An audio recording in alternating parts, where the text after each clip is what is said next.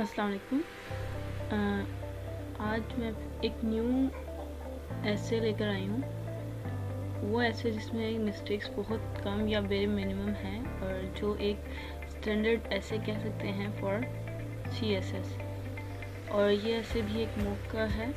और इसमें बेसिकली जो मैंने आपको लास्ट दिखाया था, एक तो उसमें ये थोड़ा इशू था कि उसमें ब्लरिंग ऑफ इमेज था ज़्यादा और वो अच्छे से स्नैपशॉट्स लिए गए थे।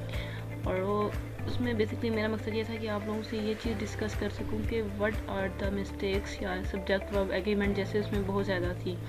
तो बेसिकली हम सब के अंदर या जो भी CSS एस्पायरेंट्स होते हैं उनके अंदर कुछ मिस्टेक्स होती हैं जो हमारी इनबिल्ट होती हैं, जो फॉर एग्जांपल हम लोग जिसको विद द पैसेज ऑफ लिखते लिखते ही हम उसको बेहतर कर सकते हैं। तो वो चीज़ें होती हैं। अब ये जो ऐसे है, ये वन ऑफ द कोलीग्स है जिन्होंने अटैम्प्ट दी है और इंशाल्लाह ताला उनका भी अच्छा ही होगा। लेकिन ये जस्ट उनका एक सैम्पल ऐसे है जो मैं आप लोगों के साथ डिस्कस कर रही हूँ उनकी विद हिज परमिशन। तो इन्होंने जो लिखा था, person centric politics in Pakistan, demand of democracy. ठीक है, सिंपल इनका टॉपिक था। इन्होंने इंट्रोडक्शन लिखा, थीसिस इतना सटल लिखा और कंप्लीट उन्होंने क्या वो डिस्कस करेंगे अपने पूरे ऐसे में उन्होंने यहाँ पे बिल्कुल ही समराइज करके लिखा। जस्ट ये इनकी एक मिस्टेक हुई थी हैज़ की, दैट इट शुड बी है पॉलिटिक्स है ना, हैज़ नहीं आना था उसके साथ, ये वाला प्रॉब्लम था, पॉलिटिक्स हैव।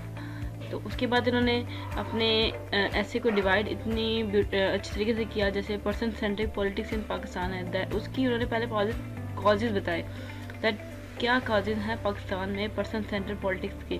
और उन कॉजेज़ को भी इतना इन्होंने शॉर्टली लिखा, यानी कि पढ़ने वाला विद दैट फ्रेज, जैसे lack of democratic stability. Obviously इसको पढ़ के पता लग जाएगा कि क्या कॉज है हमारा। Similarly dynastic politics, overly centralised leadership, loyalty, Trump's integrity, इतनी कैची स्टेटमेंट्स डाली हैं दैट पढ़ने वाला ही कहेगा that is a good idea. Then harmful effects of person centric politics, उन्होंने फिर उसके हार्मफुल इफेक्ट्स सारे बताए हैं कि क्या है। Door for the new leaderships are close, जब आपकी पर्सन सेंट्रिक पॉलिटिक्स होती है तो ऑब्वियसली नहीं होगी। फिर उसकी no voice against the violation of rights, hate way to the emotion based populism, ये सारे इन्होंने लिखे। और ये देखिएगा बैलेंस्ड अप्रोच है। तीसरी स्टेटमेंट दी, देन कॉजेज में उन्होंने 6 पॉइंट्स दिए, देन हार्मफुल इफेक्ट्स में he had given 6 points, then at the end solutions भी दिए उन्होंने। ठीक है, क्या सॉल्यूशन है वो भी 6 पॉइंट्स दिए हैं। मतलब उन्होंने हर चीज़ को रिलेट करके लिखा, एक बैलेंस्ड वे में लिखा, ताकि जो आउटलाइन जो चेकर है वो उसको कहे good outline, and it was remarked as a good outline by the checker as well. ठीक है, ये लिखा।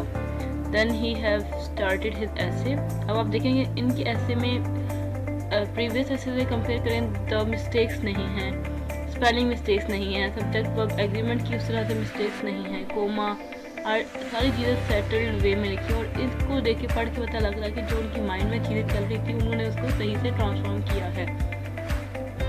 तो that's why it is necessary to have a English practice in your daily life so that you can manage at that time. तो उन्होंने कितने words की जो यूज़ किया है वो भी कहीं कहीं पर उन्होंने एक बहुत मज़े के वर्ड्स फॉर एग्जांपल यूज़ किए हैं, दैट मेक देम कि अगले जो चेकर है उसको ये बताता है कि ये वाकई इन्होंने अपने इस चीज़ पे गौर किया है। जैसे इन्होंने लिखा है cosmetic politics, this is the artificial politics कह सकते हैं आप, बनावटी, उसको ही इन्होंने एक पॉलिश करके वर्ड दिया। जैसे अब यहाँ पे एक और उन्होंने वर्ड यूज़ किया होगा लिंच पिन, मतलब इस तरह कुछ वर्ड्स उन्होंने बीच में यूज़ किए हैं दैट मेक हिज और हर ऐसे ब्यूटीफुल। ये देखिए यहाँ पे उन्होंने लिखा गुड, क्योंकि जो इन्होंने यहाँ पे आर्गूमेंट्स प्लेस किए हैं, दैट आर्गूमेंट जो है ना उन चेकर को क्लिक किया है कि यार ये आर्गूमेंट अच्छा है। तो दिस इज़ इट। हम लोग या जो भी CSS एस्पायरेंट्स है, I am just making this videos for the CSS aspirants, ताकि उनको ये चीज़ का आइडिया हो जाए कि हम लोग पर्सनली एक्सपीरियंस से बोल रहे हैं कि मैंने बहुत ज़्यादा टाइम लगाया था यार, कोई ऐसा मिल जाए दैट इज़ द वैसे मॉडल है या उसको देखे हम लोग कर लें। इसी चीज़ में इतना टाइम गुजारा कि I have practice by my self के यार खुद से कुछ कर लो। नहीं, मुझे या आपको या जो भी इस वीडियो को देखेगा या होपफुली जिसको कोई अच्छा मैसेज साउंड करेगा, he have to understand that उससे यहाँ पे क्या करना है, अपनी प्रैक्टिस करनी है। सिंपली इन्होंने कितना अच्छे तरीके से अपनी ही उसको एक्सप्लेन किया है, अपने ही वर्डिंग एक्सप्लेन किया है। नो डाउट कि अभी जो आपका जो CSS ऐसे में वो लोग ये डिमांड करते हैं आप रिसर्च बेस्ड, मतलब आप एविडेंस भी दें साथ में। इनके एविडेंसेस उस तरह से नहीं हैं, लेकिन उन्होंने फिर भी इतना अच्छा लिखा है कि that it is passed by the checker. तो दिस इज़ इट, और ये ज़रूरी है। अब ये देखें यहाँ पे ये ईयर लिखा है, ये बेसिकली इन्होंने एविडेंस से रिलेटेड लिखा है कि एविडेंस जो इन्होंने दिया है कि according to the doctor Sen, ये जो भी इन्होंने ये वाली बात की है उसका ईयर नहीं बताया कि when he has said that is it relevant और नॉट, कि अभी के टाइम पे ये रेलिवेंट है पॉइंट के नहीं। इस सेंस में उन्होंने इसको ईयर लिखा है। यहाँ पे फिर रेफरेंस का बोला है कि मतलब जो भी ये चीज़ बोल रहे हैं, जो भी ये कंसेप्ट यहाँ पे शो कर रहे हैं, वेदर इट इज़ ऑथेंटिक और नॉट, वो तो पता लगेगा आप ईयर देंगे, आपने कहाँ से ये पॉइंट उठाया, ये सब चीज़ें, ठीक है। तो कुछ चीज़ें ऐसी होती है जिसमें आपने उसको पॉइंट करना होता है।